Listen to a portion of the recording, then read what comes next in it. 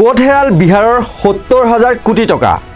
৭০,০০০ কোটি টকাৰে এখন চৰকাৰে কি কৰিব নোৱাৰে ৭০,০০০ কোটি টকাৰে ১৪,০০০খন চৰকাৰী স্কুল নিৰ্মাণ কৰিব পাৰিলেহেঁতেন ৩৫০০খন চৰকাৰী হাস্পতাল খুলিব পাৰিলেহেঁতেন ১৪ লাখ পকী ঘৰ নিৰ্মাণ কৰিব পাৰিলেহেঁতেন এখন চৰকাৰে ৭০,০০০ কিলোমিটাৰ পকী ৰাজপথ নিৰ্মাণ কৰিব পাৰিলেহেঁতেন কিন্তু কাৰ কৃপাত এইবোৰ একো নকৰাকৈ ৭০,০০০ কোটি টকা হৰলুকি হৈ পৰিল বিহাৰত যোৱা ১০ বছৰে ক'ত কেনেকৈ কেতিয়া এই ৭০,০০০ কোটি টকা খৰচ কৰিলে বিহাৰ চৰকাৰে সেই কথা জনতাক জনাবলৈ সাহস কৰা নাই তেওঁলোকে আৰু সেয়েহে এতিয়া বিহাৰৰ ভোটাৰ তালিকাৰ পৰা কোটি কোটি ভোটাৰৰ নাম কৰ্তন কৰিছে যাতে তেওঁলোক জয়ী হ'ব পাৰে কিন্তু সেয়া কৰিলেও জানো লাভ হ'ব এনেও ৰাইজ জাগিছে ৰাইজে এই সন্দৰ্ভত প্ৰশ্ন কৰিবই আৰু বিহাৰত মোদী আৰু নীতিশ কুমাৰৰ চৰকাৰে মিলি ৭০,০০০ কোটি টকাৰ কেলেংকাৰী কৰিছে আৰু এই কথা সাধাৰণ মানুহে কোৱা নাই কেগে এই কথা প্ৰতিবেদনত প্ৰকাশ কৰিছে বিহাৰ চৰকাৰ বিভিন্ন বিভাগে ৭০,০০০ কোটি টকাৰ ব্যৱহাৰ বা প্ৰয়োগ কৰাৰ কোনো ধৰণৰ প্ৰমাণ পত্ৰ বা হিচাপ বৰ্তমানলৈকে দাখিল নকৰিলে বিহাৰ কংগ্ৰেছৰ মুখ্য কাৰ্যালয়ত এক সংবাদমেল সম্বোধন কৰি কংগ্ৰেছৰ মিডিয়া তথা প্ৰচাৰ বিভাগৰ অধ্যক্ষ পৱন খেৰাই এই কথা উল্লেখ কৰিছে কেগৰ প্ৰতিবেদনৰ উদ্ধৃতি দি আৰু তেওঁ লগতে কয় যে নৰেন্দ্ৰ মোদী আৰু নীতিশ কুমাৰে মিলি বিহাৰৰ মুঠ বাজেটৰ 1/3 ধন অৰ্থাৎ 3/1 ধন প্ৰায় ৭০,০০০ কোটি টকা একেবাৰে নাইকিয়া কৰি পেলালে যাৰ বাবে বিহাৰৰ উন্নয়নৰ বাবে বহু কাম সেইখিনি টকাৰে তেওঁলোকে কৰিব পাৰিলেহেঁতেন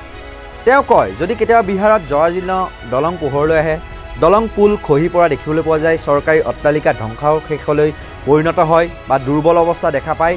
তেনেহ'লে মন কৰিব যে সেয়া ৭০,০০০ কোটি টকাৰ কেলেংকাৰীৰ ফল ইয়াৰ লগতে পৱন খেৰাই কয় যে ২০২৪ চনৰ ৩১ মাৰ্চলৈকে বিহাৰ চৰকাৰৰ বিভিন্ন বিভাগে ৪৯,৬৪৯টা ইউটিলাইজেশ্যন চাৰ্টিফিকেট প্ৰদান কৰা নাছিল আৰু এই ইউটিলাইজেশ্যন চাৰ্টিফিকেটসমূহৰ মুঠ পৰিমাণ আছিল ৭০,৮৭৭.৬১ কোটি টকা স্বাধীন ভাৰতৰ ইতিহাসত বিহাৰত বিজেপি আৰু জেডিইউ চৰকাৰে যিদৰে দৰিদ্ৰ জনসাধাৰণৰ অধিকাৰ কাঢ়িনি ইমান ডাঙৰ ডকাইতি সংঘটিত কৰিছে সেয়াও সামান্য পৰিমাণৰ নহয় ভাবকচোন ৭০,০০০ কোটি টকা কিমান কি কাম কৰিব পাৰিলেহেঁতেন এখন চৰকাৰে দুখীয়া ৰাইজৰ কাৰণে যদি বিচাৰিলেহেঁতেন সিহঁতে আকৌ কেগে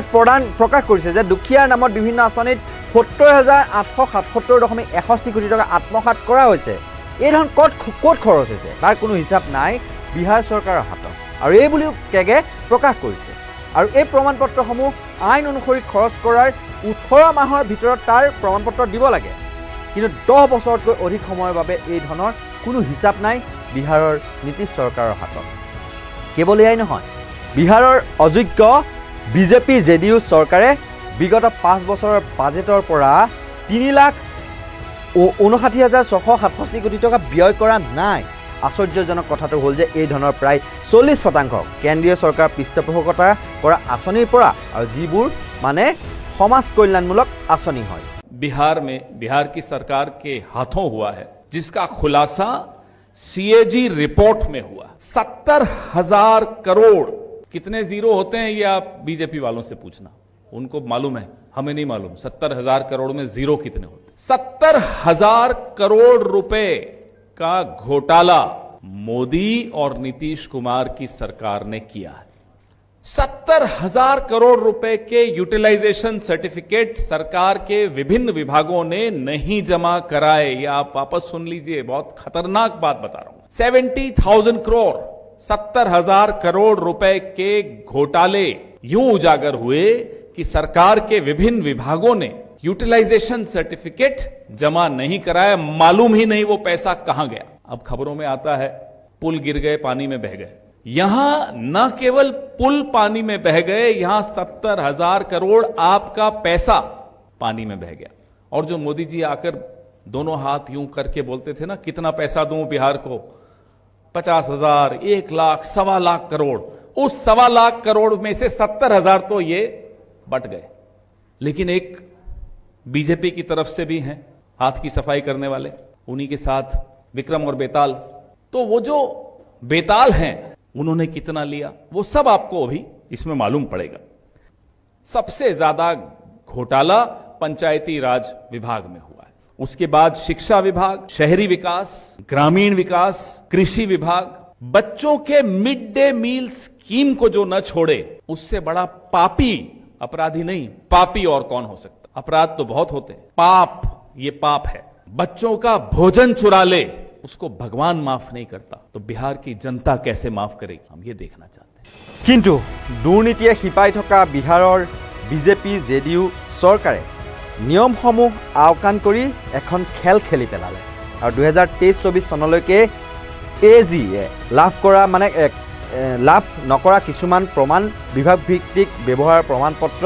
তালিকাভুক্ত কৰি সমবায় বিভাগে 804.69 কোটি টকা, স্বাস্থ্য বিভাগে 860.33 কোটি টকা আৰু পিছপৰা আৰু অতি পিছপৰা কল্যাণ বিভাগে 911.8 কোটি টকা, সমাজ কল্যাণ বিভাগৰ RS 941.92 কোটি টকা, অনুসূচিত জাতি আৰু জনজাতি কল্যাণ বিভাগে 1397.43 কোটি টকা, কৃষি বিভাগে 2107.63 কোটি টকা, গ্ৰামোন্নয়ন বিভাগে 7848 কোটি টকা আৰু নগৰ উন্নয়ন বিভাগে 11065.50 কোটি টকা, শিক্ষা বিভাগে 12623.67 কোটি টকা, সৰ্বোচ্চ উপযোগিতা 8154.10 কোটি টকাৰ প্ৰমাণপত্ৰ দাখিল কৰা হোৱা নাই। আৰু বিগত 5 বছৰত বিহাৰৰ বিজেপি জেডিইউ চৰকাৰে বাজেট প্ৰবন্ধৰ ধনৰাশি 3,59,668 কোটি টকা ব্যয় কৰা নাছিল। আৰু প্ৰধানমন্ত্ৰী নৰেন্দ্ৰ মোদীয়ে বিহাৰৰ মুখ্যমন্ত্ৰী নীতিশ কুমাৰৰ পৰা 70,000 কোটি টকাৰ হিচাপ ল'বলৈ পাহৰি গ'ল আৰু সেইবাবে কেগে বিহাৰ চৰকাৰৰ বিত্তীয় প্ৰতিবেদন তৈয়াৰ কৰি উলিয়ালে। আৰু যেতিয়া ৰাজ্য চৰকাৰে কেন্দ্ৰৰ পৰা পইচা লয় তেতিয়া হিচাপটো দিব লাগিবই ন। আৰু এতিয়া ক'বলৈ লৈছোঁ বিগত বিত্তীয় বৰ্ষৰ কথা, অৰ্থাৎ 2024-ৰ 31 মাৰ্চৰ কথা। এই কথা মই আগতে উল্লেখ কৰিছিলোঁ। বিহাৰ চৰকাৰে প্ৰায় 49,649টা ইউটিলাইজেশ্যন চাৰ্টিফিকেট মানে দিয়া নাই এতিয়ালৈকে, আৰু যাৰ পৰিমাণ মুঠ 70,877.61 কোটি টকা। এতিয়া কেগে কৈছে যে সেই পইচাখিনি সেইটো কামতেই ব্যৱহাৰ হৈছে বুলি তাৰ কোনো সঠিক প্ৰমাণ নাই, যাৰ বাবে ইমান এটা বৃহৎ পৰিমাণৰ ধন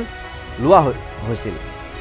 আৰু পুনৰ কৈছোঁ, যদি 18 মাহৰ ভিতৰত ধনৰাশি ব্যৱহাৰ নহয় তেন্তে ধনৰাশি ঘূৰাই দিব লাগে, আৰু যদি নিদিয়ে তেতিয়াহ'লে আৰু 18 মাহৰ পিছত কেন্দ্ৰৰ পৰা মানে চৰকাৰৰ পৰা পইচাখিনি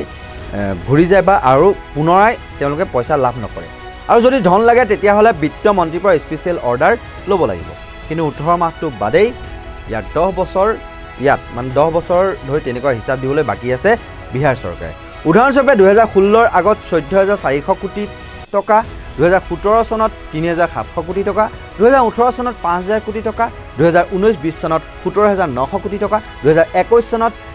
16,000 কোটি টকা, 2022 চনত 12,000 কোটি টকা পৰিশোধ কৰিবলৈ আছে। কোনে কৈছে বিহাৰৰ চৰকাৰ দুখীয়া বুলি? মানে বিহাৰ ৰাজ্যখন দুখীয়া নহয়, কিন্তু ইয়াৰ জনসাধাৰণে দুখীয়া, চৰকাৰখন দুখীয়া নহয়। এনেকুৱা ধৰণৰ কথাবিলাক আপোনালোকে মূলসুঁতিৰ সংবাদ মাধ্যমত কেতিয়াও দেখিবলৈ নাপায়, চাবলৈ পাব কেৱল নৰ্থ ইষ্ট নাও আৰু তাৰ দৰে স্বতন্ত্ৰ সংবাদ প্ৰতিষ্ঠানসমূহতে।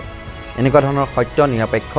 যিসমূহ নিৰ্ভীক বিশ্লেষণ, তাৰ বাবে আপোনালোকে চাই থাকিব নৰ্থ ইষ্ট নাও। আৰু ইয়াৰ লগে লগে মই কল্পজ্যোতি শইকীয়াই বিদায় লৈছোঁ। ধন্যবাদ।